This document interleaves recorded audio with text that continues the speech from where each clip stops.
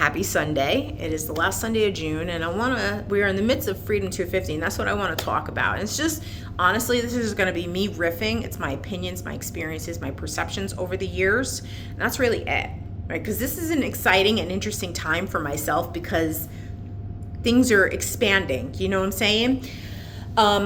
So in 2013, I think is when I started working at the coin company, the coin business, where I was selling coins and stuff like that and learning about coins and numismatics and the American and actually world history of the coins, the different impact, Spain, France, and those countries particularly, obviously England, but Spain and France more so because, our currency before we had our own, our currency was Spanish. We had Spanish gold and silver until we started minting our own. So anyway, I learned a lot.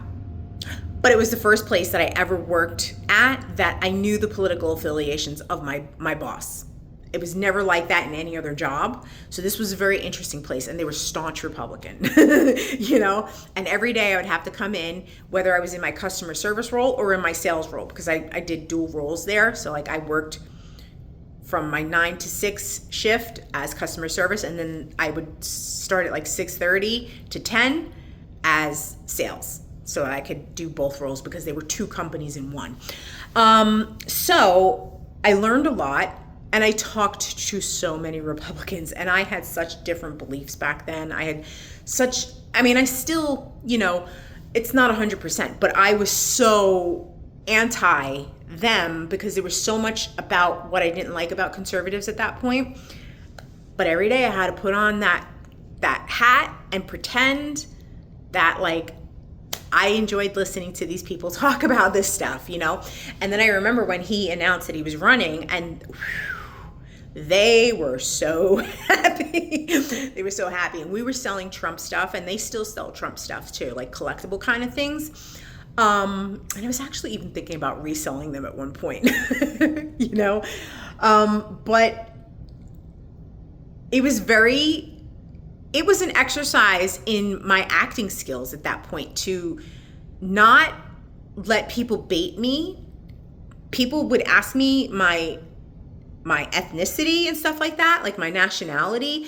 And, I would share because I didn't care. That kind of stuff doesn't offend me. But, I can remember somebody saying a slur to me, and I'm and if they would ask me my political beliefs, I'd be honestly, we're not permitted to talk about our political standings.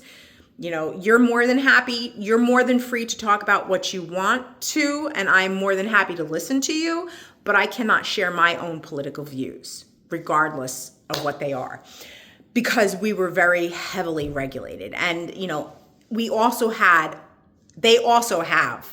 affiliation with political figures and people that worked in the government at one point in time. But definitely political, governmental people are affiliated with that company. So it was a very interesting time. And I worked there probably to 2017. Then I left for a while, and then they asked me to come back in 2019. So I stayed with them from 2019 to 2021. So overall, I think 5 years I worked for them. So relatively, good chunk of time. And it was very interesting. And it was so hard because several of my friends, from high school, worked there. And we kind of all had the same standings. Some people were a little bit more so than I was. Some people were very woke. And I didn't agree with that. And particularly, I ended a friendship with somebody that worked there because she had fallen off the deep end. And rightly so. It was, a stupid Facebook thing that she started, popping off on. She got super triggered, and I was like, yeah, we're done. So it was very interesting to work with her at that time. We just didn't speak to each other. We just did not speak to each other at all. But it was difficult. It was difficult for me because I had such different views.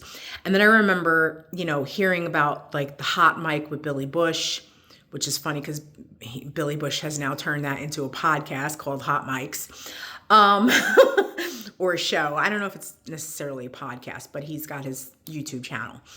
And that was offensive, right? That was offensive. And I was like, wow, because this is a man prior to this that I actually liked, that I actually was inspired by. I remember when I was younger, probably like in my 30s and stuff, and I was, trying to see my way out of things. He was definitely somebody that I looked up to as a New Yorker and as somebody who had written books and, how to be rich, kind of thing.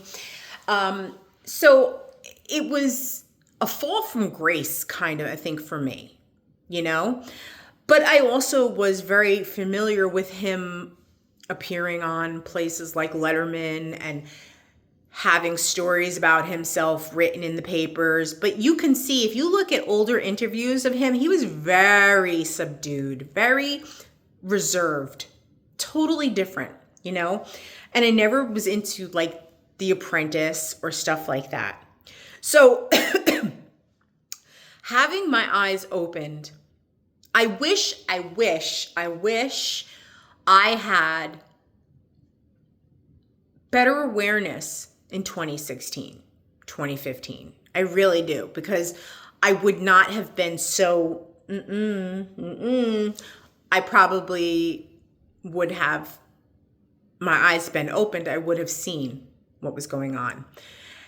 And I can tell you, like, so much stuff that I have observed over the last couple of years is not that I've actually even looked for it, but whatever has come up in my feeds anywhere has been the antithesis of what I'm seeing now, which leads me to believe that they were manipulated videos, that they were probably AI generated or something to that effect, with them making him appear very orange, like, having this really orangey artificial tan. And you look at him now, he doesn't look anything like that. And there were things that started to, and I listen, and you might have completely different opinions about these people, but Ben Shapiro was somebody that I would, every now and then he would show up on my YouTube feed, and I would listen to like his arguments about things, and they just always made sense. They always struck as logical and sensible. And then started to kind of see more of like Charlie Kirk's videos, and the things that the very woke side was saying about him didn't match his demeanor. I watched many videos of him, and it wasn't like, first of all, I agreed with mostly many things he would say in the arguments, and I was like, oh, okay, maybe, because I'm getting older, my viewpoints are starting to change, and maybe it's just because, we are that, like, Gen X is that generation where things have changed since us. We're like that linchpin generation where we're still have some of the old with some of the new. We definitely have more less rigid beliefs than our predecessors. So listening to him, and also Jordan Peterson, I always found him to be highly logical and everything he was saying. And that now I realize, I knew back then why he was being so viciously attacked. But then listening to these crazy woke people talk about Charlie Kirk, saying he was attacking them and he was saying horrible things, and I never heard that come out of his mouth. I never heard anything that was offensive or an attack on people. I never heard that. And I was like, this is not, and I really started to, even though I never really was, I never was on that side. I was always kind of like, maybe here, and then I started to move here. And now I'm like a little here, but honestly, still not a political person. It's just my overall perceptions and views of things now. And I'm like, yeah, they're crazy. They're literally Lulu cuckoo for Cocoa Puffs crazy on this side. But I felt that way about this side for a very, very, very long time, because there was so much I didn't like. So that's why I was like, I'm going to stay in my lane here. So anyway,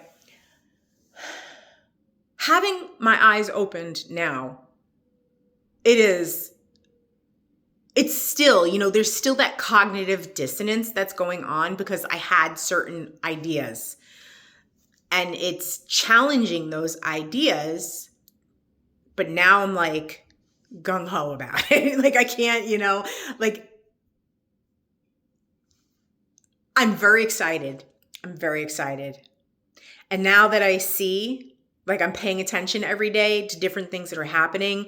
And I'm like, okay, I get it. I've listened to certain other people who have explained what the Freedom 250 thing is and all that, and it's opening my eyes. And and I'm going to tell you right now, I can remember, people like on Veterans Day, Memorial Day, and, people always, posting I hate people on Facebook. I do.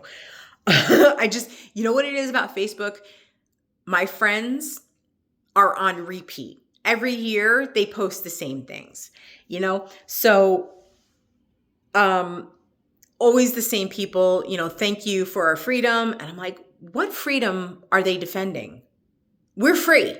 That was always my thought. We're free. What freedom are they defending? And now, like that was always my opinion and my attitude towards it. Cause I'm like, we're not communists. We're not this. We're not, whatever. Now I understand. Now I understand it. So all of my previous programming on this sphere is now being shattered. And it's something. And, I don't know what else to say. It's very interesting to watch. And knowing other things that we know makes it even more so. But I go back and I think about it. And I'm like, I wish I knew back then, because it also caused like problems for my other friends. Like I had this one friend, she was constantly posting about it, and it was people were having vitriol responses to it, and not vitriol, they were having visceral responses to it and spitting a lot of vitriol at her. And she lost a lot of friends. And I was like, ooh, but then again, at the same time, I had people on this side spitting a lot of vitriol, programming, brainwashing too. And I was like, this is just a crazy thing. So anyway, I don't know. That's really all I want to speak on, because I don't want to go too in depth, but I am catching up, and I'm catching up very quickly. I want to also point out just some things. I had mentioned a while ago, these might just be documentaries that you might want to look at. You ask your source self if they are worth your time, if they're beneficial to you. But I had mentioned the Pharmacratic Inquisition, and at the time that I posted at it, I wasn't entirely sure if that was beneficial, because it talks about psychedelics, and it talks about psychedelics ultimately, but it really delves into the drug sex cults, the pagan drug sex cults of, prior to Catholicism, Christianity, all of that, and how it was superimposed onto Christianity. But now if you've seen certain things, that was actually a perversion of what the actual reality was with Constantine and this Council of Nicaea. Because I had learned that they superimposed the pagan beliefs to convert the pagans into Catholicism, but that's actually false. It was more of a hijacking, right? So there's that. And so the Pharmacratic Inquisition, there is somebody that has it on their YouTube channel. I'm going to link it.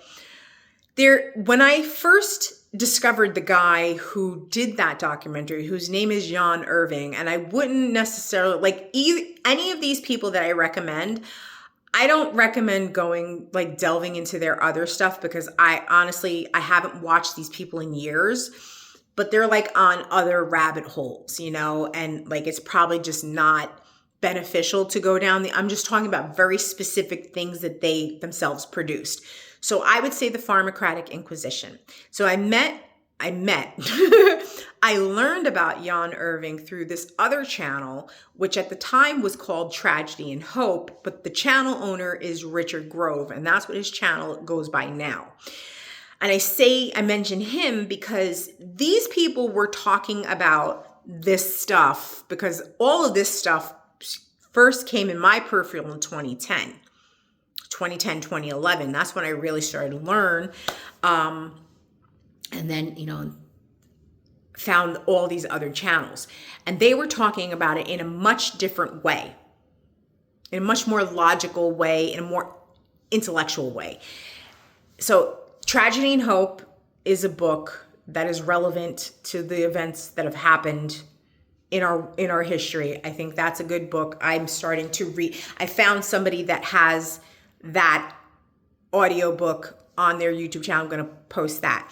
But he did a documentary on this gentleman called John Taylor Gatto, who was an educator. He was a teacher, and he was somebody who was he encouraged his students to think creatively, to learn by doing. And he would encourage them to do different things. But he was also somebody who talked about in the documentary about how in like the 30s and 40s, when people, people had to go women had to go into the workforce, things, after the war and stuff like that. So basically the family unit was being broken apart, and these people shipped their children off to the Midwest to be used as free labor.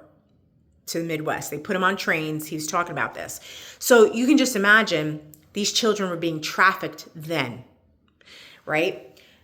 But that's not explicitly mentioned. But the fact that they were being shipped off in trains to go out to the Midwest to work on farms as free labor, what does that tell you? Okay? They were being trafficked regardless of what they were being trafficked for, they were. So that's something. You might want to just listen to him for the whole education about the compulsory education, the Prussian education system. And then he also, at another point, and you may have heard of this woman before, her name is Charlotte Iserbyt, and she was in the Department of Education. So she had a really good understanding. She has also she has exposed like the Prussian school systems, the compulsory stuff. And so like if you want to understand like that stuff and how they have subverted us through education, those are two good people to listen to. So I'm going to put these 4 different resources in the links here, and that's it. So I really didn't want to go this long, but it kind of did.